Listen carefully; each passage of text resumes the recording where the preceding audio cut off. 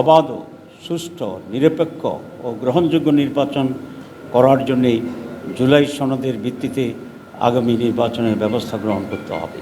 জামাত ইসলামী একটি নির্বাচনমুখী দল। অতীতের সকল গ্রহণযোগ্য নির্বাচনে জামাত ইসলামের অংশগ্রহণ ও প্রতিনিধিত্ব ছিল, সংসদে প্রতিনিধিত্ব ছিল। সাদেশে জামাত ইসলামী নির্বাচনের প্রস্তুতি চলছে।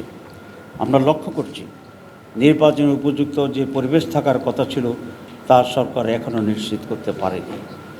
এই জন্য প্রধান উপদেষ্টা ঘোষিত টাইমলাইন অনুযায়ী অবাধ, সুষ্ঠু, নিরপেক্ষ ও গ্রহণযোগ্য নির্বাচন করার জন্যেই জুলাই সনদের ভিত্তিতে আগামী নির্বাচনের ব্যবস্থা গ্রহণ করতে হবে।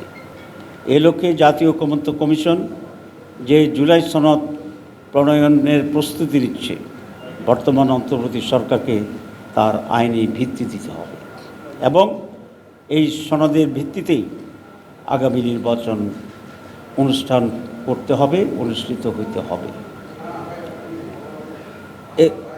এর অতীতেও এই ধরনের সিদ্ধান্তের দৃষ্টান্ত আছে, অনেক দৃষ্টান্ত বাংলাদেশে আছে, দেশের বাইরে তো আছে।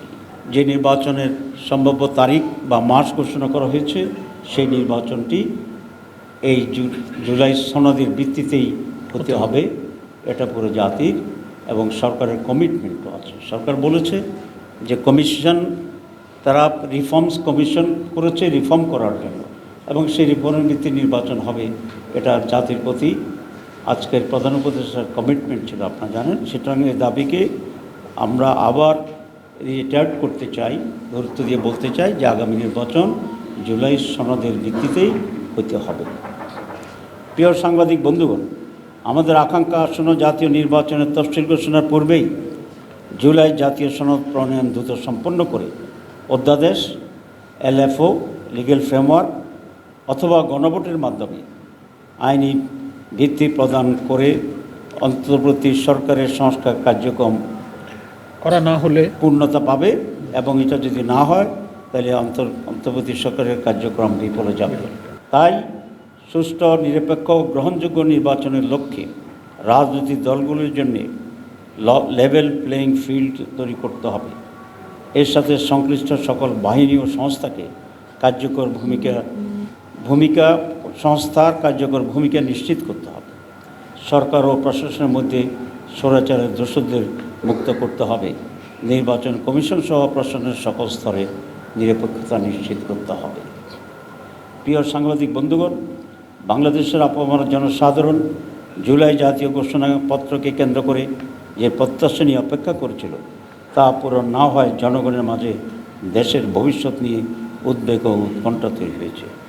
শহীদ ও আহতদের পরিবার সহ জুলাই যোদ্ধাদের মাঝে নতুনভাবে উৎকণ্ঠা পরিলক্ষিত হচ্ছে। ঐকমত্য কমিশনের মাধ্যমে জুলাই জাতীয় সনদ প্রণয়ন ও বাস্তবায়নের রূপরেখা কী হবে তা জাতির কাছে অস্পষ্ট।